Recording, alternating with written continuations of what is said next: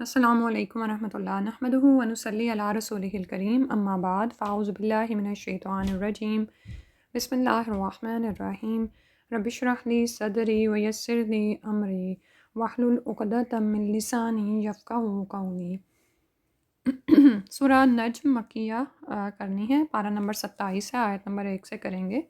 وَالنَّجْمِ اِذَا ہَوَا، قسم ہے تارے کی جب وہ گرا، یعنی وہ جب غروب ہو گیا۔ ما ضل صاحبکم، نہیں بھٹکا صاحب تمہارا ساتھی، وما غوا، اور نہ ہی وہ بہکا ہے۔ وما ینطق عن الہوا، اور نہیں وہ بات کرتا اپنی خواہش نفس سے۔ ان ہوا الا وحی یوحا،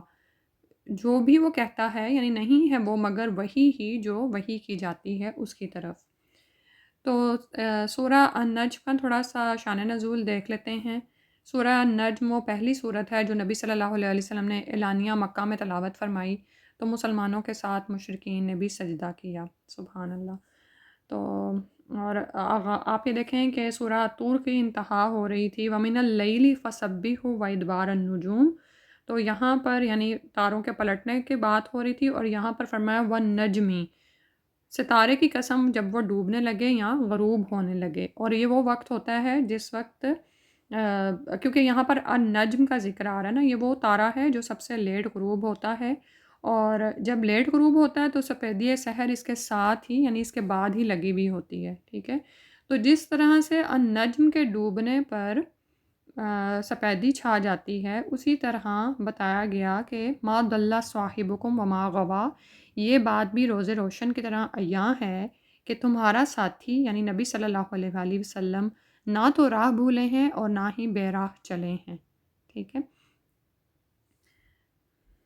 تو سبحان اللہ کہ اللہ سبحانہ و تعالیٰ نے کس طرح سے کفار مکہ کو بتایا کہ تمہارا رفیق، یہاں جس سے مراد رسول صلی اللہ علیہ وسلم ہیں، ان کی سیرت اور کردار سے تم لوگ بچپن سے واقف ہو، تو انہیں قسم دے کر فرمایا جا رہا ہے کہ تمہارے یہ فریق تاریکی میں نہیں ہیں، بھٹکے میں نہیں ہیں، نہ ہی بے راہ چلے ہیں۔ اب اس میں یہ دونوں طرح کی گمراہیاں آ جاتی ہیں۔ جو دلہ ہے وہ بغیر علم کے بھٹکنا ہے، اس یعنی علم نہ ہونا، جہالت ہونا، ٹھیک ہے۔ اور جو دوسرا لفظ آیا غوا، غوا کا مطلب ہوتا ہے کہ علم کے ساتھ بہکنا، یعنی آپ یہ دیکھیں کہ دولین اور غاوین میں یہی فرق ہے۔ دولین وہ لوگ ہیں جو کہ جن کے پاس علم ہی نہیں ہے، وہ اپنی اٹکل پچو سے باتیں کرتے ہیں اور بہک جاتے ہیں، ٹھیک ہے، اپنی کیا سارائیوں کے پیچھے وہ چلتے ہیں اور سیدھے راستے سے ہٹ جاتے ہیں۔ جبکہ غاوین وہ ہیں جن کے پاس علم آ جاتا ہے، حق واضح ہو جاتا ہے، ہدایت آ جاتی ہے، پھر وہ جان بوجھ کر بھٹکتے ہیں، ٹھیک ہے۔ تو رسول صلی اللہ علیہ وسلم کو ایسی کوئی گمراہی لاحق نہیں ہے، نہ ہی وہ کوئی ایسے ہیں کہ جو کہ ضال ہوئے، اور نہ ہی وہ غوا، یعنی غوا جو ہے وہ رشد کے اپوزٹ ہے نا، یعنی ایسا کوئی نہیں ہے کہ ان کو کسی قسم کی کوئی گمراہی میں لاحق ہو۔ یہ تو وہی ہیں جن کو تم صادق اور امین کے نام سے پہچانتے تھے۔ دعوت توحید دینے والا شخص وہی تو ہے جس کی بات پر تم ایمان لاتے تھے، یقین کرتے تھے ان کی بات کا، ان کی بات پر اعتماد رکھتے تھے۔ نہ تو وہ کہ بہکے ہوئے ہیں، نہ ہی مجنون ہے، نعوذ باللہ من ذالک۔ لیکن جب سے انہوں نے تمہیں توحید کی دعوت دی تو اب تمہیں وہ مجنون لگتے ہیں، یا جادوگر لگتے ہیں، ساحر لگتے ہیں، یا بہکے ہوئے لگتے ہیں، ٹھیک ہے۔ ایسا نہیں ہے، بلکہ وہ تو دن کی روشنی میں ٹھیک صراط مستقیم پر چل رہے ہیں، نہ وہ راستہ بھولے ہیں کہ ادھر ادھر پھرتے رہیں، اور نہ ہی راستے سے بہکے ہوئے ہیں، ٹھیک ہے۔ اور پھر اس کے بعد فرمایا وما ینطق عن الہوا، اور وہ جو کچھ بھی بولتے ہیں وہ اپنی خواہش نفس سے بات نہیں کرتے۔ تو کفار مکہ کو ہی کہا جا رہا ہے کہ وہ جو بھی بات کرتے ہیں وہ اپنی خواہش نفس سے نہیں کرتے، حتیٰ کہ رسول صلی اللہ علیہ وآلہ وسلم جو بھی بات فرماتے تھے وہ یا تو قرآن کا حصہ بنتی تھی یعنی وحی مطلوع ہوتی تھی، یا پھر حدیث ہوتی تھی یعنی وحی غیر مطلوع ہوتی تھی، ٹھیک ہے۔ اللہ اکبر۔ تو آپ یہ دیکھیں کہ اس میں رسول صلی اللہ علیہ وسلم پر جو کچھ بھی نازل کیا گیا، جیسے آ رہا ہے ان ہوا الا وحی یوحا، جو بھی وہ کچھ ان کی طرف آتا ہے وہ تو وہی ہے جو ان کی طرف وحی کی جاتی ہے، ٹھیک ہے۔ اور اس میں سارا قرآن اور احادیث کا ذخیرہ بھی شامل ہے، ٹھیک ہے۔ رسول صلی اللہ علیہ وسلم کو اللہ کی طرف سے یہ علم دیا جاتا تھا کہ کس چیز کو قرآن میں شامل کیا جائے اور کس کو نہیں، ٹھیک ہے۔ تو اور آپ صلی اللہ علیہ وآلہ وسلم اللہ کے رسول ہونے کی حیثیت سے اللہ کی اس کتاب کے معلم تھے، مفسر تھے اور شارح بھی تھے۔ تو وہ آیات جو قرآن کا حصہ ہوتی تھی، قرآن کے ذخیرے میں نبی صلی اللہ علیہ وسلم لکھواتے تھے، اور آپ صلی اللہ علیہ وسلم نے قرآن کو کی تشریح کی، اس کو سمجھایا، اس کی تعلیم دی، اور وہ بھی دین ہی سے متعلق تھی، اور وہ اللہ ہی کی طرف سے آپ صلی اللہ علیہ وسلم پر نازل کی جاتی تھی۔ اور بلکہ ہم جانتے ہیں نا کہ آپ صلی اللہ علیہ وسلم کے اقوال کو بھی 2 کے بجائے 3 حصوں میں تقسیم کیا جا سکتا ہے، کہ آپ صلی اللہ علیہ وسلم صرف بولتے ہی نہیں تھے، کچھ کرتے بھی تھے۔ تو آپ صلی اللہ علیہ وسلم کے افعال بھی اسی طرح واجب الاتباع تھے جس طرح ان کے اقوال، ٹھیک ہے۔ تو یعنی سبحان اللہ کہ رسول صلی اللہ علیہ وسلم پر جو احادیث اتری ہیں، اسی طرح جو آپ صلی اللہ علیہ وسلم کی سنتیں ہیں، وہ بھی قابل اتباع ہیں۔ پھر اس کے بعد فرمایا علمہ شدید القوا، یہ تو وہ قرآن ہے جو سکھایا ہے اس کو زبردست قوت والے نے، ٹھیک ہے۔ ذو مرہ، صاحب قوت ہے، فاستویٰ، پھر وہ پورا نظر آیا، یعنی سیدھا کھڑا ہو گیا، درست ہو گیا۔ وہوا بالافق الاعلیٰ، اور وہ تھا بالائی افق پر۔ ثم دنا، پھر وہ قریب آیا، فتدلی، پھر اتر آیا۔ فکانا، تو وہ ہو گیا، قاب قوسینی، برابر 2 کمانوں کے، او ادنا، یا اس سے بھی قریب تر۔ فاوحیٰ، تو اس نے وحی کیا، الی عبدی، اپنے بندے کی طرف، ما اوحیٰ، جو اس نے وحی کیا۔ سبحان اللہ، یہاں پر جون سا ہے جبرائیل علیہ السلام کی بات ہو رہی ہے کہ اس قرآن کو اللہ سبحانہ و تعالیٰ نے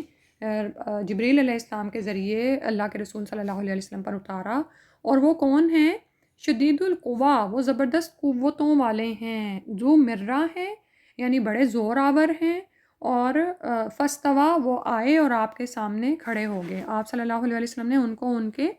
یعنی حال میں بھی دیکھا جس حالت میں وہ تھے۔ اور قوہ جو ہے وہ قوت کی جمع ہے نا، تو آپ یہ دیکھیں کہ بہت ساری قوتیں ان کے اندر جمع ہو گئیں۔ پھر فرمایا مرہ، مرہ جو ہوتی ہے وہ قوت اور طاقت ہوتی ہے جو آپ کے اپیرنس سے نظر آتی ہے، آپ کا حسن و جمال۔ اور قوا جو سی ہے وہ جسمانی قوت کے لیے آتا ہے، ٹھیک ہے، اور مرہ عموماً ذہنی قوت کے لیے بھی بولا جاتا ہے، سبحان اللہ۔ اور پھر کیا ہے کہ جبریل علیہ السلام کو رسول صلی اللہ علیہ وسلم نے ان کو دیکھا، اور وہ بہت زوراور، طاقتور، صاحب حکمت اور خوش شکل تھے، اور رسول صلی اللہ علیہ وسلم نے اپنی زندگی میں جبریل علیہ السلام کو 2 بار اپنی اصل شکل میں دیکھا تھا۔ ان آیات میں اسی واقعے کا ذکر ہے جب آپ صلی اللہ علیہ وسلم نے پہلی دفعہ دیکھا، سیدنا جبریل علیہ السلام مشرقی افق پر نمودار ہوئے، تو آپ صلی اللہ علیہ وسلم کو ایسے معلوم ہوا کہ زمین و آسمان کا درمیانی فاصلہ انہی سے پر ہو گیا ہے، سبحان اللہ۔ یعنی اتنے وہ زور آور تھے، اتنے وہ بڑے تھے کہ، اور وہ کہاں پر تھے؟ وَهُوَ بِالْأُفُقِ الْأَعْلَىٰ، اور وہ افق کی بالائی جانب پر تھا، سبحان اللہ۔ آپ یہ دیکھیں کہ افق کا مطلب وہ کنارہ ہوتا ہے جہاں زمین و آسمان ملے ہوئے ہوتے ہیں، اور جب ہم اگر کسی کھلے علاقے میں چلے جائیں تو وہاں پر جب ہم دیکھتے ہیں تو زمین و آسمان ہمیں نیچے کو ملتے ہوئے نظر آتے ہیں، ٹھیک ہے، یعنی نچلے کنارے پر۔ حالانکہ ہونا تو یہ چاہیے نا کہ زمین ایسے جیسے اوپر کو اٹھ کے آسمان سے ملے، لیکن آسمان نیچے کو جاتا ہوا زمین کے کنارے سے ملتا ہوا لگتا ہے، ٹھیک ہے۔ تو جبریل علیہ السلام اتنے زور آور اور بلند قامت، اور وہ تھے ہیوی جثہ تھے کہ وہ افق کے بالائی کنارے پر، یعنی ایسے جیسے پورا افق انہوں نے بھرا ہوا تھا۔ ثم دنا فتدلی، پھر وہ قریب آئے اور پھر اوپر معلق ہو گئے، یعنی سامنے قریب آ گئے اور معلق ہو گئے۔ اور اس کے بعد فرمایا فکان قاب قوسین، اور وہ اتنے قریب آ گئے کہ 2 کمانوں تک کا فاصلہ رہ گیا، او ادنا، یا اس سے بھی قریب تر۔ اس میں آپ دیکھتے ہیں اس کی اگر ہم اس حدیث کو پڑھیں تو یہ زیادہ بات جو ہے ہمارے لیے واضح ہو جائے گی۔ سیدنا جابر بن عبداللہ فرماتے ہیں کہ میں نے رسول اللہ صلی اللہ علیہ وسلم سے سنا، آپ صلی اللہ علیہ وسلم وحی بند رہنے کا تذکرہ کرتے تھے، یعنی فطرت الوحی کا آپ نے بات کی، تو آپ صلی اللہ علیہ وسلم نے فرمایا ایک بار میں نے رستہ میں چلتے چلتے آسمان سے ایک آواز سنی، ٹھیک ہے۔ اب یہاں پر یہ جو بات آ رہی نا کہ وحی بند رہنے کا تذکرہ فرمایا کرتے تھے، کیونکہ پہلی دفعہ جب غار حرا میں جبریل علیہ السلام آئے ہیں تو اس کے بعد کچھ عرصہ کے لیے وحی میں یعنی وقفہ آیا تاکہ آپ صلی اللہ علیہ وسلم پرسکون ہو جائیں، ٹھیک ہے۔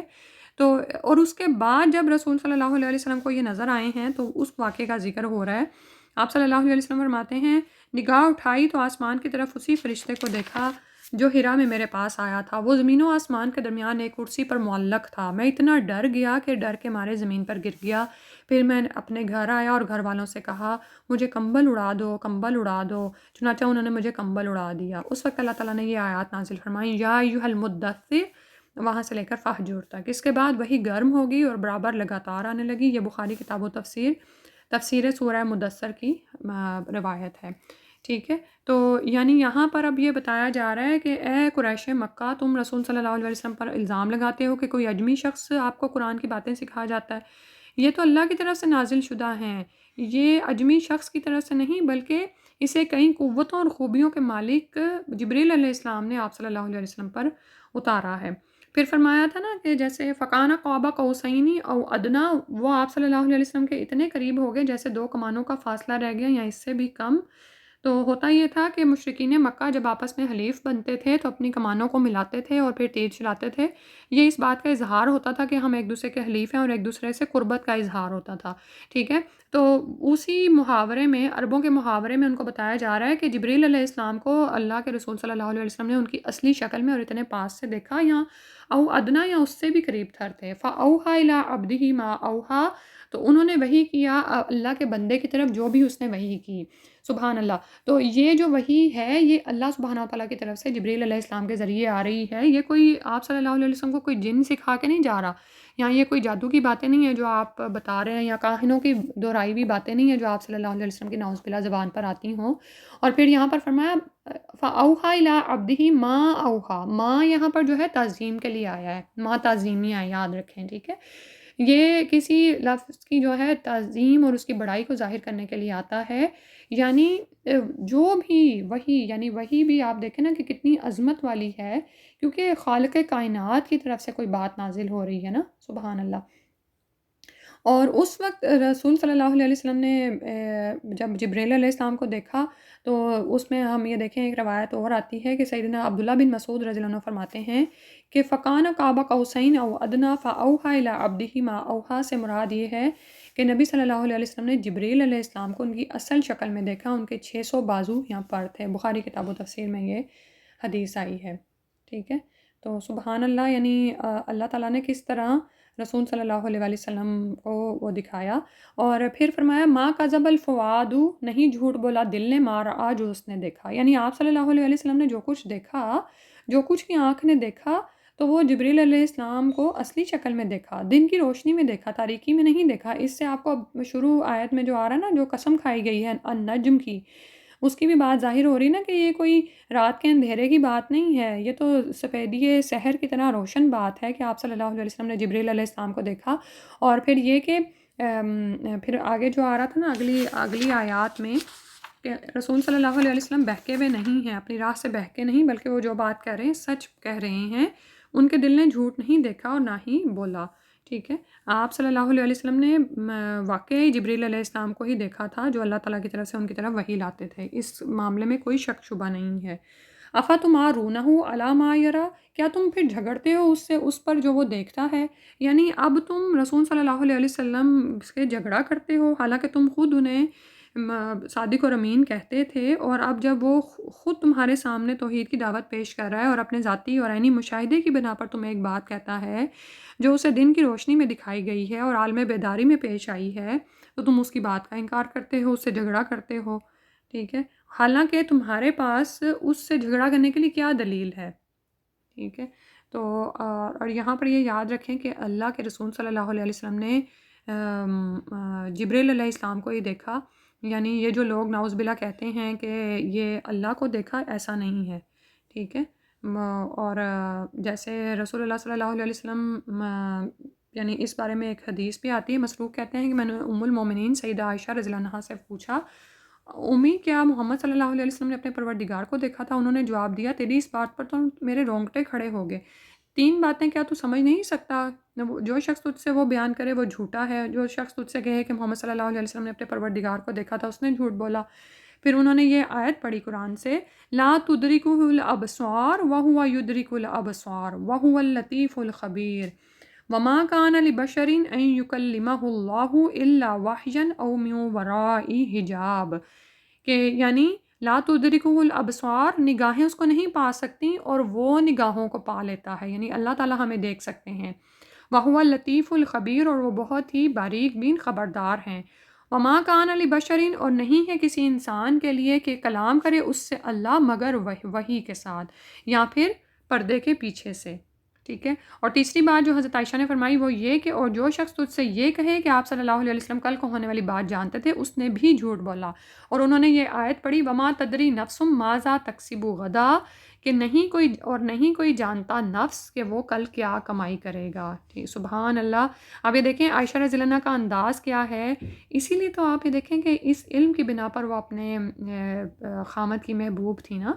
اور کہ ہر بات میں انہوں نے دلیل کہاں سے لائی ہے، قرآن سے لے کر آئی ہیں، ٹھیک ہے۔ پھر فرمایا کہ اور جو شخص تجھ سے یہ کہے کہ نبی صلی اللہ علیہ وسلم نے وحی سے کچھ چھپا رکھا، وہ بھی جھوٹا ہے۔ پھر انہوں نے یہ آیت پڑھی یا ایھا الرسول بلغ ما انزل الیک من ربک، اے رسول پہنچا دیجئے جو کچھ بھی نازل ہوا تیری طرف تیرے رب کی طرف سے۔ تو پھر کہنے لگی بلکہ آپ صلی اللہ علیہ وسلم نے جبریل کو ان کی اصلی صورت میں 2 بار دیکھا تھا۔ یہ بخاری کتاب و تفسیر کی حدیث ہے، ٹھیک ہے۔ تو اور اس کے بعد یعنی ابھی بھی آپ یہ دیکھیں افتمارونہ علی ما یرا، کہ آج بھی اس طرح کے جھگڑے لوگ اٹھاتے ہیں کہ نبی صلی اللہ علیہ وسلم نے جبریل علیہ السلام کو دیکھا یا اللہ کو۔ تو یہاں پر ایک ویسے ہی وہ ضمنیہ بات کر دی، وَلَقَدْ رَآهُ نَزْلَةً أُخْرَىٰ، اور البتہ تحقیق اس نے دیکھا اس کو نزلۃ اخرى، دوسری دفعہ بھی، کہ اللہ کے رسول صلی اللہ علیہ وسلم نے آپ کو دوسری دفعہ بھی دیکھا، اور وہ کہاں پر، عند سدرۃ المنتہا، سدرۃ المنتہا کے پاس، عندہا جنت المأوا، اس کے پاس جنت المأوا ہے۔ اس یغشی السدرۃ ما یغشا، جب چھا رہا تھا سدرہ پر، یعنی اس درخت بیری کے درخت پر، ما یغشا جو کچھ کے چھا رہا تھا۔ اب اس کے بعد رسول صلی اللہ علیہ وسلم نے کس وقت جبریل علیہ السلام کو دیکھا تھا، وہ جو ہے یعنی عالم بالا کا واقعہ ہے کہ جب رسول صلی اللہ علیہ وسلم کو معراج کے موقع پر آسمانوں کی طرف لے جایا گیا، اور جبریل علیہ السلام جو ہیں وہ سدرۃ المنتہا تک گئے، یعنی اس سے آگے انہوں نے کہا کہ ایسے ہے جیسے میرے پر جل جائیں، ٹھیک ہے۔ اور وہاں پر اللہ کے رسول صلی اللہ علیہ وسلم نے جب دیکھا ہے جبریل علیہ السلام کو، تو اس کی بات یہاں پر بتائی جا رہی ہے، سبحان اللہ۔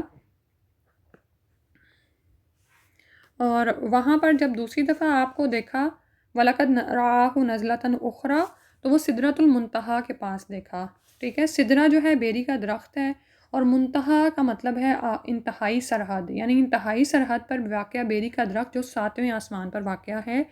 اور وہاں پر یعنی فرشتے بھی اس مقام سے اوپر نہیں جا سکتے، ٹھیک ہے۔ اسی مقام پر معراج کی رات رسول صلی اللہ علیہ وسلم نے سیدنا جبرائیل علیہ السلام کو اپنی اصلی شکل میں دیکھا تھا، اور یہ دراصل عرش الہی کی داہنی جانب بیری کا درخت ہے جو ملائکہ وغیرہ کی پہنچ کی آخری حد ہے۔ اور سبحان اللہ یہاں تک آپ صلی اللہ علیہ وسلم گئے ہیں، اور اس کے بعد آپ صلی اللہ علیہ وسلم کو فی ذات الہیہ اور بھاری انعامات سے نوازا گیا، سبحان اللہ۔ اور متقی، اور وہاں پر سدرۃ المنتہا کے پاس، اور اس کے پاس جنت المأوا، جو کہ وہ جنت ہے جو متقین کو آخرت میں ملے گی، وہ آسمانوں پر ہے، ٹھیک ہے۔ اور پھر اس منظر کی خوبصورت منظر کشی کی گئی ہے، اس یغشی سدرۃ ما یغشا، جو کچھ کے چھا رہا تھا سدرہ پر، جو بھی چھا رہا تھا۔ ماں یہاں پر پھر عظمت کے لیے آیا ہے کہ جو بھی حسن، نور اور جمال اور تجلیات اور سونے کے پروانے تھے اس پر، اور جو کچھ بھی اس پر چھا رہا تھا، وہ منظر ایسا ہے کہ بیان سے باہر ہے، سبحان اللہ،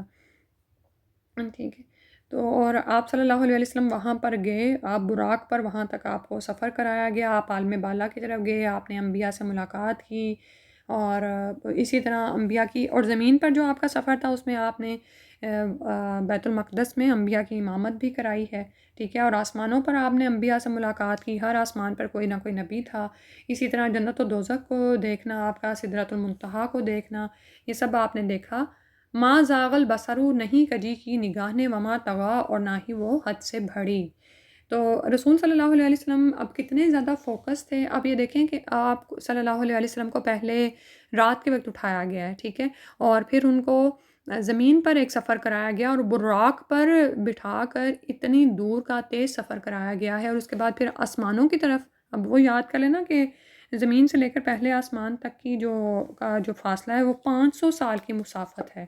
ٹھیک ہے، لیکن اللہ سبحانہ و تعالیٰ، ظاہر ہے فرشتے تو روزانہ اترتے ہیں، اسی طرح اللہ نے اپنے رسول صلی اللہ علیہ وسلم کو یہ سفر کروایا، تو لیکن وہ کس طرح سے ایک ایسی سواری پر جس پر آپ صلی اللہ علیہ وسلم پہلے کبھی نہیں بیٹھے تھے، تو یہ سب کچھ آپ پر گزرا ہے، لیکن اس کے باوجود جب آپ صلی اللہ علیہ وسلم وہاں پر پہنچے اور وہاں پر سدرۃ المنتہا کی خوبصورتیاں دیکھیں اور وہ سب کچھ دیکھا، تو وہاں پر بھی آپ فوکسڈ ہیں، ما زاغ البصر، نہیں کجی کی نگاہ نے نہ حد سے بڑھی۔ ہمارا کیا حال ہوتا ہے، ہم کسی نئی مسجد میں نماز پڑھنے چلے جائیں نا، تو ہم اس کے شینڈلیئر کو ہی دیکھنا شروع ہو جاتے ہیں، خطبہ سے تو ہماری وہ دھیان ہی ہٹ جاتا ہے نا، ہوتا ہے نا بعض اوقات ایسے کہ اچھے بھلے ہم نگاہیں جھکا کر خطبہ سن رہے ہوتے ہیں، اتنے میں نگاہ کہیں ادھر ادھر پڑی اور مسجد کی خوبصورتی آرائش نظر آنا شروع ہوئی، تو ذہن سے اسکپ ہی ہو گیا کہ مولانا نے ابھی کیا کہا، ٹھیک ہے۔ لیکن نبی صلی اللہ علیہ وسلم کی یہاں پر جو ہے وہ بتائی جا رہی ہے کہ اس سب کے باوجود، اور تم یہ یاد رکھو کہ وہ جو آ کے انہوں نے بتایا ہے وہ سچ ہی ہے، انہوں نے تو اپنے رب سے جو کچھ لیا وہ برحق ہے، اور ان کی کیفیت کیا تھی کہ نہ تو نگاہ نے کجی کی نہ ہی وہ بہکی تھی، یعنی سب کچھ ایز اٹ از لیا، اور وہ بڑے فوکس تھے۔ اور کیا تھا کہ لقد رأى من آیات ربہ الکبریٰ، البتہ تحقیق اس نے دیکھی اپنے رب کی نشانیوں میں سے بڑی بڑی نشانیاں، وہاں پر رسول صلی اللہ علیہ وسلم کو بڑی بڑی نشانیاں دکھائی گئیں، ٹھیک ہے، اور ملکوت السماوات والارض دکھائے گئے، جیسے ہم پڑھ چکے نا کہ جبریل علیہ السلام کو دکھائے گئے۔ تو یہاں پر آپ یہ یاد رکھیں کہ ایسے مواقع پر انبیاء کی آنکھوں سے غیب کے کچھ پردے ہٹا دیے جاتے ہیں، جیسے آپ کو جنت و دوزخ کے بعض منظر دکھائے گئے، اور اسی طرح عالم بالا پر انبیاء سے ملاقات کرائی گئی، سدرۃ المنتہا کو آپ نے دیکھا ہے۔ تو یہ ساری وہ بڑی بڑی نشانیاں تھیں، اور انبیاء کو یہ کیوں کرایا جاتا ہے؟ تاکہ وہ مزید علم یقینی سے ان کو دیکھیں، اور پھر جب توحید کی دعوت دیں تو ان کی بات میں اور گہرا اثر آ جائے۔ افرأیتم اللات والعزیٰ، اب یہ مشرکین مکہ کو کہا جا رہا ہے اس سب کو فرمانے کے بعد کہ کیا دیکھا تم نے لات اور عزیٰ کو، ومناۃ الثالثۃ الاخریٰ، اور تیسری دیوی منات کو، یعنی کہ اب یہ دیکھو کہ ایک طرف اللہ اور اس کا رسول صلی اللہ علیہ وسلم تمہیں توحید کی طرف بلا رہے ہیں، اور ایک ذی قوہ مرہ والے شخص کی طرف سے، یعنی جبریل علیہ السلام کی طرف سے وحی اتر رہی ہے نبی صلی اللہ علیہ وسلم پر، حق بات اتر رہی ہے، اور ان کو چھوڑ کر تم دیکھو اپنے لات اور عزیٰ اور منات کو جن کو تم پوجتے ہو، یہ مشرکین کی کئی دیویاں ہیں جن کا نام رکھا انہوں نے خود ہی رکھ لیا، اور فرمایا جا رہا ہے کہ ایسے لامحدود عظمت اور جلال والے پروردگار کے مقابلے میں تم ذرا ان دیویوں کو دیکھو، یعنی کلمہ تحقیر ہے کہ افرأیتم اللات، کیا دیکھتے ہو پھر تم اپنے لات اور عزیٰ کو اور منات الثالثہ کو، ٹھیک ہے۔ لات کا استحان یا آستانہ طائف میں تھا، بنی ثقیف اس کے معتقد تھے، عزیٰ عزیز سے مؤنث ہے، یعنی عزت والی، عزت عطا کرنے والی، یہ قریش کی خاص دیوی تھی، اور اس کا استھان یا آستانہ مکہ اور طائف کے درمیان وادی نخلا میں ہر راز کے مقام پر تھا۔ منات کا استحان یا آستانہ مکہ اور مدینہ کے درمیان بحر احمر کے کنارے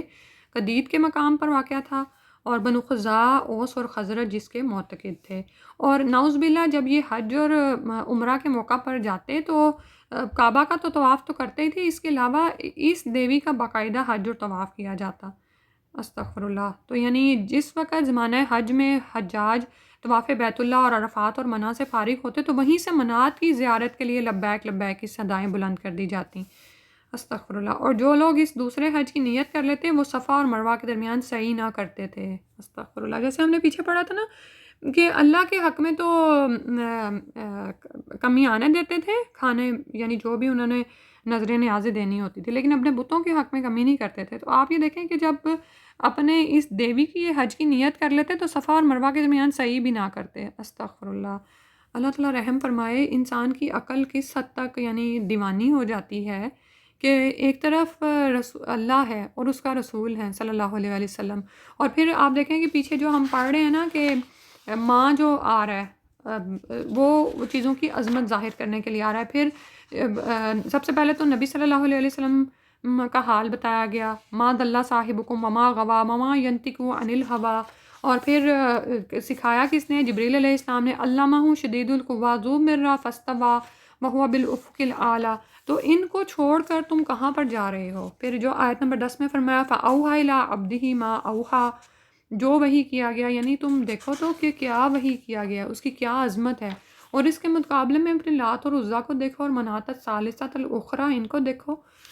پھر فرمایا الکم الذکر، کیا تمہارے لیے بیٹے ہیں، ولہ الانثی، اور اس کے لیے بیٹیاں ہیں. استغفر اللہ. یعنی دوہرا ظلم ڈھاتے تھے. ایک تو اللہ تعالیٰ کی اولاد قرار دیتے اور انہیں اللہ کا شریک سمجھتے، دوسرے شریک بھی ایسے جنہیں یہ اللہ کی بیٹیاں قرار دیتے تھے. اپنے لیے تو بیٹیوں کو پسند نہیں کرتے، اور اگر اپنے ہاں کوئی بچی ہوتی تو اس کو زندہ درگور کرتے، لیکن اللہ کے لیے بیٹیاں قرار دیتے. استغفر اللہ. فرمایا تلکا اذن قسمت زیزا، یہ تو تب ایک تقسیم ہے ظلم کی. یعنی یہ کیسی دھاندلی ہے کہ تم اللہ کے ساتھ شریک ٹھہراتے ہو، اور وہ بھی بیٹیاں، اور اپنے لیے تم بیٹے پسند کرتے ہو. ان ہی اللہ، نہیں ہے وہ مگر اسماؤن، نام ہے کچھ، سمیتموہا، تم نے نام رکھ لیے ہیں اس کو، انتم و آباؤکم، تم نے اور تمہارے آباء و اجداد نے، ما انزل اللہ بہا من سلطان، نہیں اتاری اللہ نے اس کی کوئی دلیل. یعنی یہ تو صرف نام ہی ہیں جو تم نے اپنے طور پر ان کے ساتھ کچھ کہانیاں وابستہ کر کے ان کو دیوی دیوتا بنا لیا. ادروائز تو یہ پتھر کی بت ہی ہیں نا، نہ تو یہ دیوتا ہیں یا دیوتیاں ہیں، دیویاں ہیں، نہ انہیں کچھ تصرف اور اختیارات حاصل ہیں. تم نے اپنے طور پر ایک عقیدہ بنایا، اس پر جم گئے، اور پھر تم نے ان کے نام بھی قرار دے لیے. اب تم ان کو پیکر محسوس کی شکل میں اپنے سامنے رکھتے ہو، اور نظریں چڑھا کر یہ یقین کرتے ہو اپنے دلوں میں کہ یہ اللہ کے ساتھ نعوذ باللہ اس کے اختیارات میں شریک ہیں، اللہ کے ہاں تمہاری سفارش کرنے والیاں ہیں. استغفر اللہ. اور پھر یہ کہ نعوذ باللہ جو تمہاری خواہش نفس کہتی ہے، پھر اس کے مطابق تم حلال کو حرام اور حرام کو حلال کرتے ہو، اور اس اللہ کی بات نہیں مانتے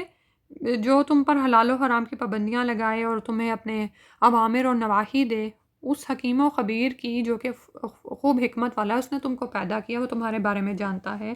اس کو تم بھلا بیٹھے ہو اور ان کی پوجا کرتے ہو. اس کی تو اللہ تعالیٰ نے کوئی دلیل نہیں اتاری، یہ تمہاری اپنی ہی من گھڑت کہانیاں ہیں. این یتبعون، نہیں وہ پیروی کرتے، الا الظن، مگر گمان کی. یعنی یہ ایک اپنے ہی ذہنوں میں انہوں نے ایک چیز گھڑ لی اور اس کو نام دے دیا ان دیوی دیوتاؤں کے. وما تحول انفس، اور جو کچھ چاہتے ہیں ان کے نفس، یعنی جو خواہش کرتے ہیں ان کے نفس اس کی پیروی میں پڑے ہوئے ہیں. استغفر اللہ. اور یعنی یہ کہ عبادت کے لحاظ سے بھی، اور اسی طرح دین چونکہ پوری زندگی کو محیط ہے تو انہوں نے تو اس کو ماننا ہی نہیں. تو اللہ تعالیٰ کے احکامات کو ماننے کی بجائے یہ اپنی خواہش نفس کی پیروی میں ہیں. وَلَقَدْ جَاءَهُم مِّن رَّبِّهِمُ الْهُدَىٰ، اور البتہ تحقیق آئی ان کے پاس ان کے رب کی طرف سے ہدایت. الہدا یہاں پر علم ہے، العلم آ چکا، یعنی یہ جو بہکے ہوئے ہیں، بھٹکے ہوئے ہیں، یہ جانے بوجھے بغیر نہیں بلکہ علم ان کے پاس آیا، حق کا راستہ ان کو بتا دیا. یعنی رسول صلی اللہ علیہ وسلم نے آ کر واضح الفاظ میں ان کو سیدھا راستہ بتایا کہ کائنات میں تمہارا مقصد کیا ہے آنے کا. ساری کائنات کو تمہارے لیے مسخر کیا گیا، اور تمہیں وما خلقت الجن والانس الا لیعبدون، سورہ زاریات کی آیت ہم نے پڑھی تھی نا، کہ نہیں پیدا کیا تمہیں ہم نے، نہیں پیدا کیا میں نے جن اور انسان کو مگر یہ کہ وہ میری عبادت کریں. ٹھیک ہے، تو تمہیں یہ سمجھ نہیں آتی کہ جس طرح تمہیں نعمتیں عطا ہو رہی ہیں، یہ پتھر کے دیوی دیوتا تمہیں کیا دینے والے ہیں؟ یہ اللہ ہی ہے جو تمہیں سب نعمتیں عطا فرما رہا ہے، وہی تمہارا خالق ہے، اور وہی حق رکھتا ہے کہ تم پر اس کے احکامات لاگو ہوں. لیکن تم اس بات کو بھولے بیٹھے ہو. کرنا تمہیں کیا تھا کہ سب کائنات تمہارے لیے پیدا کی گئی اور تم خالق کی عبادت کے لیے پیدا کیے گئے، لیکن تم اس کو بھول کر کن کاموں میں پڑے ہوئے ہو. اور پھر یہ کہ تمہارے پاس العلم آ چکا ہے، پھر بھی تم بہکے ہوئے ہو. پھر فرمایا ام للانسان ما تمنا، یا ہے انسان کے لیے وہ کچھ جس کی وہ تمنا کرے. یعنی یہ تمہارا رویہ ہے اپنے خالق اور مالک کے ساتھ، اور اس کے بعد تم چاہو کہ آخرت میں تمہیں بلند مقام ملے، تو یہ کیسے ممکن ہو سکتا ہے؟ یعنی یہ تم چاہو کہ تمہاری من گھڑت باتوں سے یہ جو دیوی دیوتا ہیں یہ تمہاری سفارش کریں اور تمہیں عطا کریں، تو یہ کیسے ممکن ہے؟ فَلِلَّهِ الْآخِرَةُ وَالْأُولَىٰ، تو اللہ ہی کے لیے ہے پچھلی اور پہلی، یعنی دنیا اور آخرت کا مالک تو اللہ ہی ہے. وہ فیصلہ کرے گا کہ پھر تمہیں کیا دیا جائے. ٹھیک ہے، تو تمہیں یہ حق حاصل نہیں ہے کہ تم یہ سوچتے رہو کہ چونکہ تم ان دیوی دیوتاؤں کی عبادت کرتے ہو اور یہ نعوذ باللہ اللہ کے اختیارات میں شریک ہیں، تو یہ تمہیں اللہ کے ہاں کچھ دلا دیں گے. ہرگز نہیں، بلکہ اللہ ہی کی ساری بادشاہت ہے، دنیا اور آخرت کا مالک تو اللہ ہی ہے. وَكَم مِّن مَلَكٍ فِي السَّمَاوَاتِ، اور کتنے ہی ہیں فرشتے آسمانوں میں، لا تغنی، نہیں کام آئے گی، شفاعتہم، ان کی شفاعت، شیئن، کچھ بھی، الا من بعد، مگر یہ کہ بعد یأذن اللہ کہ اللہ اجازت دے لمن یشاء و یرضا واسطے اس کے جس کو وہ چاہے اور جس سے وہ راضی ہو جائے۔ تو فرمایا کہ تمہارے ان معبودوں کی تو کوئی حیثیت ہی نہیں ہے، اور بلکہ وہ فرشتے جو اللہ کے مقرب ہیں، آپ یہ دیکھیں کہ کتنے بے شمار فرشتے ہیں، اور جیسے جبریل علیہ السلام کے بارے میں ابھی ہم نے پڑھا کہ وہ بے شمار قوتوں کے مالک تھے، یہ مالک ہیں، جسمانی اور ذہنی قوتوں کے بھی۔ ان کے جسمانی لحاظ سے بھی قوت کیا ہے کہ 600 پر ہیں ان کے، اور رسول صلی اللہ علیہ وسلم نے ان کو دیکھا اور ہمیں بتایا ان کے بارے میں۔ اسی طرح اور بے شمار فرشتے ہیں، بہت سے فرشتے جو ہیں وہ مقرب ہیں اللہ کے عرش کے قریب، اور کچھ اللہ کے عرش کو تھامے ہوئے ہیں، کچھ وہ ہیں جو زمین و آسمان کے درمیان متحرک ہیں، ڈیوٹیز انجام دیتے ہیں۔ پھر یہ کہ وہ فرشتے جو جنگ بدر میں لڑائی کے لیے اترے، ان کی فضیلت اور بھی بڑھ کے ہے، ٹھیک ہے۔ تو اتنے جو فرشتے ہیں آسمانوں میں، ان کی بھی کیا حیثیت ہے اللہ کے سامنے کہ ان کی سفارش بھی تمہیں کام نہیں آ سکتی کچھ بھی، مگر یہ کہ اللہ سبحانہ و تعالیٰ ہی ان کو اجازت دیں، ٹھیک ہے۔ اللہ تعالیٰ اگر اجازت دیں گے جس کے حق میں، تو اسی کے حق میں کوئی سفارش کر سکے گا، اور سفارش وہی کر سکے گا جس کو اجازت دی جائے گی، ٹھیک ہے۔ تو مشرکوں کے حق میں تو اللہ تعالیٰ فیصلہ کر چکے ہیں، تو انہیں کبھی بخشیں گے نہیں، تو کیسے تمہارے حق میں وہ سفارش کوئی کر سکتا ہے؟ استغفر اللہ۔ تو یہ تو تمہاری آرزوئیں ہیں، یہ کبھی پوری نہیں ہو سکتی، کیونکہ اللہ سبحانہ تعالیٰ ہی کی چاہت لمن یشاء و یرضا، جس کے لیے وہ چاہے گا اور جس سے وہ راضی ہو جائے گا، اسی کے لیے سفارش ہوگی نا۔ اور تمہارا کیا حال ہے کہ ان الذین لا یؤمنون، بے شک وہ لوگ جو ایمان نہیں لاتے بالآخرت، آخرت پہ، لا یسمون، انہوں نے نام رکھ چھوڑے ہیں الملائکۃ، فرشتوں کے، تسمیۃ الانثی، نام رکھنا مؤنث، یعنی فرشتے اللہ کی مخلوق ہے، اللہ کے حکم سے سرتابی کا اختیار نہیں۔ وہ تو سبحان اللہ کہ جب وہ پیدا کیے جا رہے تھے تم اس وقت حاضر نہیں تھے، لیکن تم نے ان کو مؤنث سمجھ لیا، انہیں اللہ کی بیٹیاں قرار دیا، اور پھر یہ کہ تمہیں کس نے کہہ دیا کہ وہ آخرت میں تمہاری اللہ کے ہاں کوئی سفارش کر سکتے ہیں؟ تو یہ تو وہ لوگ ہیں جو کہ آخرت پر ایمان نہیں لاتے، تو وہ فرشتوں کے لڑکیوں والے نام رکھتے ہیں، حالانکہ حال ان کا کیا ہے، وَمَا لَهُم بِهِ مِنْ علم، اور نہیں ہے ان کے لیے اس کا کوئی علم، انہیں اس بات کی کوئی نقلی عقلی دلیل نہیں دی گئی، وہ اپنے ہی اٹکل پچو سے یہ ایسی باتیں کرتے ہیں۔ ان یتبعون الا الظن، نہیں وہ اتباع کرتے مگر گمان ہی کا، یعنی وہ اپنے ہی خیال میں ہیں۔ وَإِنَّ الظَّنَّ، اور بے شک گمان، لا یغنی من الحق شیئا، نہیں کام آتا حق کے مقابلے میں کچھ بھی، یعنی حق کے سامنے گمان کی کیا حیثیت ہے؟ یہ تو تمہارے اپنے ہی دماغ کی کوئی اختراع ہے نا، تو وہ تو ختم ہو جائے گی، جو حقیقت ہے وہ تو اپنی جگہ پر رہے گی، اور حقیقت کیا ہے کہ آسمان و زمین کا مالک تو اللہ ہی ہے، اور اسی کے تمام اختیارات ہیں، کلی اختیارات اس کو حاصل ہیں۔ تو رسول صلی اللہ علیہ وآلہ وسلم کو فرمایا جا رہا ہے فَأَعْرِضْ عَمَّنْ تَوَلَّىٰ، تو منہ پھیر لیجئے، اعراض برتی ہے اس سے جو پھر جائے، جو منہ موڑے، عن ذکرنا، ہمارے ذکر سے، ولم یرد، اور نہ وہ چاہے، الا الحیات الدنیا، مگر دنیا کی زندگی۔ تو آپ کیا کیجئے، آپ ایسے شخص کی پرواہ نہ کیجئے جو دنیا کی زندگی کے سوا کچھ نہیں چاہتا، وہ تو بس دنیا ہی میں پڑا ہے، خواہشات نفس کے پیچھے ہے، اور اسی لیے وہ آخرت کا انکار کرتا ہے۔ ان کا حال کیا ہے، ذالک، یہ مبلغہم، ان کا پہنچنا ہے، من العلم، علم میں سے، یعنی یہ ان کے علم کی انتہا ہے، کہ اب دنیا کے علم کی انتہا کیا ہو سکتی ہے، اس دنیا تک ہی رہ جائے گا۔ ان ربک هو عالم، بے شک تیرا رب وہ خوب جانتا ہے، بمن ضل عن سبیلہ،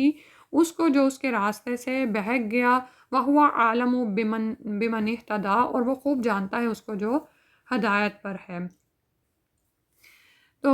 اللہ سبحانہ و تعالیٰ ہی خوب جانتے ہیں، یعنی یہ جو ہے نا مشرکین مکہ کا مبلغ علم کیا تھا، یعنی ان کے علم کی انتہا کیا ہے،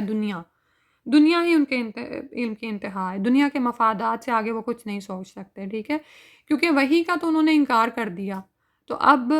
جب وحی کا اور ایک سالڈ سورس کا انہوں نے انکار کر دیا، تو پھر اب ان کے پاس کیا چیز ہے، صرف دنیا کا ہی علم ہے نا، جو کہ ان کا اپنا ہی حاصل کردہ ہے، اپنا ہی کمایا ہوا ہے، یا کسی سے سنا ہوا ہے، یا اپنے آباء و اجداد سے لیا ہوا ہے، یا دنیا میں کچھ ریسرچ کر کے ان کے ہاتھ آتا ہے، تو یہ علم تو ان کو غیب کا علم دے ہی نہیں سکتا، یہ علم تو ان کو وہ باتیں سمجھا ہی نہیں سکتا جو وحی علم کا اثاثہ ہیں، ٹھیک ہے۔ اور ان کا پھر تمام تر علم دنیا میں ہی گم ہو کے رہ جاتا ہے، آخرت پر نہ تو وہ ایمان لاتے ہیں اور نہ ہی پھر ان کا علم اس کے بارے میں ان کو کچھ بتاتا ہے۔ تو ان کے سارے مفادات دنیا کی زندگی سے وابستہ ہیں کہ دنیا میں دولت کیسے کمائیں، زیادہ سے زیادہ نام کیسے کمائیں۔ اللہ اکبر۔ تو لیکن اللہ تعالیٰ جانتے ہیں کہ کون اس کی راہ سے زیادہ بھٹکا ہوا ہے، ٹھیک ہے، وہی وہ اپنی مخلوق کے حالات کو سب سے بہتر جانتا ہے۔ تو یعنی ایک داعی کے لیے یہاں پر بشارت بھی ہے اور اس کے لیے سکون کی بات بھی کہ آپ کا کیا کام ہے کہ آپ اس وحی کو ان تک پہنچا دیں، اس کے بعد آپ ان پر نگران نہیں ہیں۔ بحث و تکرار میں پڑھنے کی ضرورت نہیں کہ آپ ان کو راہ پر ہی لا کر چھوڑیں، وہی خوب جانتا ہے کہ جو ہدایت پا گیا کون سیدھے راستے پر ہے، ٹھیک ہے۔ یہاں تک کہ انشاءاللہ آپ پڑھتے ہیں اور آخر میں جو بات کی جا رہی ہے نا اس کو آپ یہ دیکھیں کہ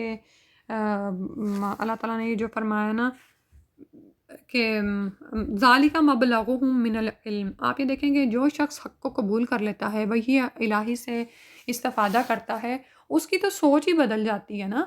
اور اس کی تو زندگی گزارنے کے پیمانے ہی بدل جاتے ہیں، عزت و معیار کے اور کامیابی ناکامی کے پیمانے ہی تبدیل ہو جاتے ہیں نا۔ اس کے لیے تو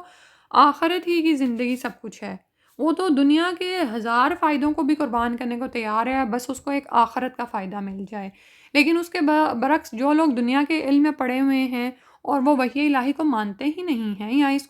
یا مسلمانوں میں سے بھی آپ یہ دیکھیں کہ کچھ نوجوان نسل جو اس کو 1400 سال پہلے کی کتاب قرار دیتی ہے، اور اگر کوئی سائنسدان یا ڈاکٹر کوئی بات کہتا ہے تو وہ اس کو اندھا دھند مانتے ہیں۔ اگر ڈاکٹر کہتا ہے کہ تمہارے لیے یہ پرہیز اچھی ہے اور تمہارا یہ لائف سیٹ اپ ہونا چاہیے تو وہ بہت آرام سے مانتے ہیں، لیکن سنت رسول صلی اللہ علیہ وسلم جو ہمارے عام معاملات اور معمولات کا حصہ ہونی چاہیے وہ ہماری زندگی میں کس حد تک ہے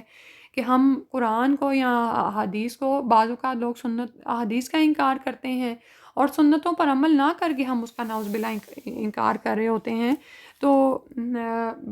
اب آپ یہ دیکھیں کہ ایک وہ شخص ہے جو اس حالوں میں ہے، دوسرا وہ شخص ہے جو آخرت پر ایمان لے آتا ہے، تو اور اس کا تو زندگی کا مقصد ہی بدل جاتا ہے نا۔ اور دوسری طرف یہ ہیں جو جن کو صرف دنیا کے فائدوں کی پڑی ہے، تو پھر ان کا کیا ہے کہ آپس میں آپ یہ دیکھیں کہ کیا یعنی ان کا وہ ایک جیسے کہنا چاہیے نا اختلاف کیسے ہو سکتا ہے نا، یعنی بظاہر دیکھنے میں دو انسان ایک طرح کے ہیں لیکن ان کا جو اور دیکھنے میں زندگی بھی وہ ایک جیسی گزار رہے ہیں، لیکن جو ان کا مائنڈ سیٹ اپ ہے وہ سارے چیز کو بدل دیتا ہے، ٹھیک ہے۔ تو ہم سب اپنی اپنی زندگیوں میں دیکھ سکتے ہیں کہ ہمارے علم کی انتہا کیا ہے،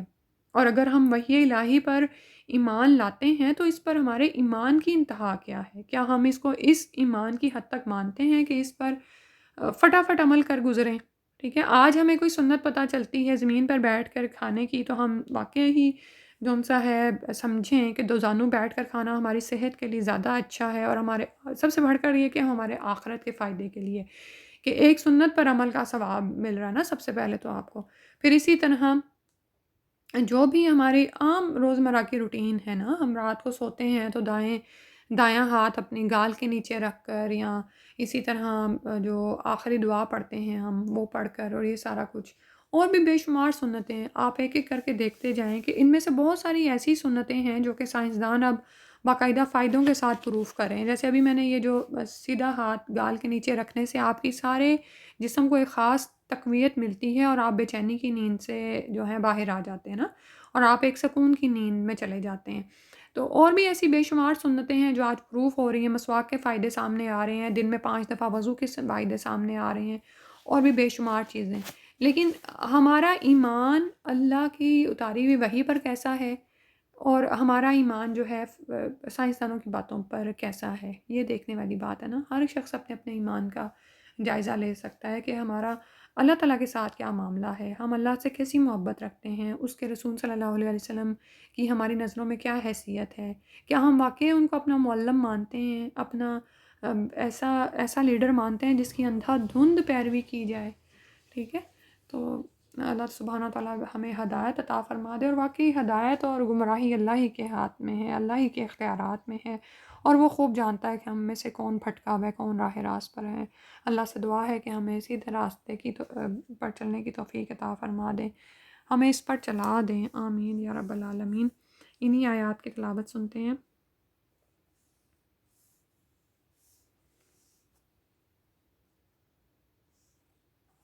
سورہ النجم۔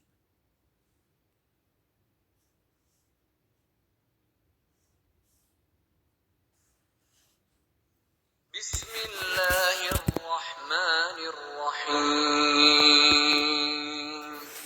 والنجم اذا هوى ما ضل صاحبكم وما غوى وما ينطق عن الهوى ان هو الا وحي يوحى علمه شديد القوى ذو مرة فاستوى وهو بالأفق الأعلى ثم دنا فتدلى فكان قاب قوسين أو أدنى فأوحى إلى عبده ما أوحى ما كذب الفؤاد ما رأى أفتمارونه على ما يرى ولقد رآه نزلة أخرى عند سدرة المنتهى عندها جنة المأوى إذ يغشى السدرة ما يغشى ما زاغ البصر وما طغى لقد رأى من آيات ربه الكبرى أفرأيتم اللات والعزى ومناة الثالثة الأخرى ألكم الذكر وله الأنثى تلك إذا قسمة ضيزى إن هي إلا أسماء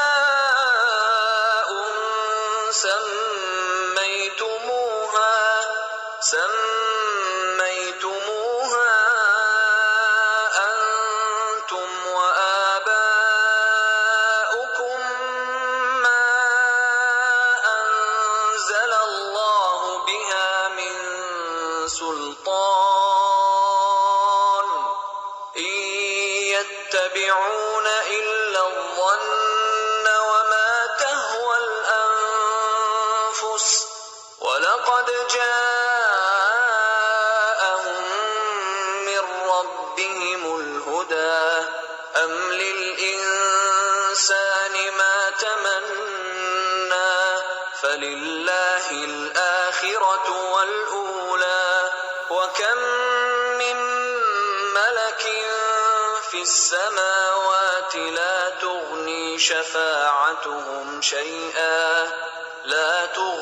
شفاعتهم شيئا إلا من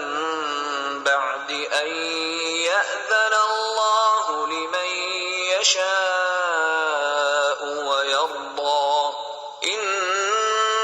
الذين لا يؤمنون بالآخرة ليسمون الملائكة تسمية الأنثى وما لهم به من علم إن يتبعون إلا الظن وإن الظن لا يغني من الحق شيئا فأعرض عمن تولى عن ذكرنا ولم يرد إلا الحياة الدنيا ذلك مبلغهم من العلم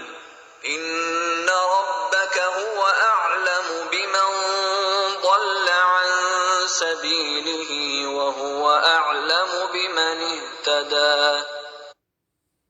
سبحانک اللہم و بحمدک نشہد ان لا الہ الا انت نستغفرک و نتوب الیک۔ السلام علیکم ورحمۃ اللہ۔